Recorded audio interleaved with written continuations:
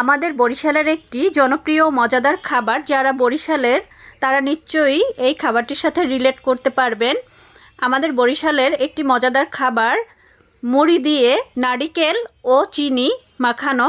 এজন্য প্রথমে আমি নারিকেল দিয়ে নিচ্ছি, পছন্দ মতো আপনারা আপনাদের স্বাদ মতো দিয়ে নেবেন। নারিকেলটা আমি ভালো করে কুড়িয়ে নিয়েছি, এভাবে আপনারা কুড়িয়ে নিতে পারবেন, তাহলে খেতে ভালো লাগবে। এরপরে আমি এর মধ্যে দিয়ে নিচ্ছি স্বাদ মতো চিনি। আপনারা আপনাদের পছন্দ মতো চিনি দিয়ে নেবেন। চিনি দিয়ে এবারে হাতের সাহায্যে নারকেলটা খুব ভালো করে মাখিয়ে নিচ্ছি। চিনি এবং নারকেলের সাথে খুব ভালো করে মিশিয়ে নিচ্ছি। এবারে এর মধ্যে দিয়ে নিচ্ছি মুড়ি, আমাদের নিজেদের মায়ের হাতের মুড়ি। মুড়ি দিয়ে খুব ভালো করে নারকেলের সাথে মাখিয়ে নিচ্ছি।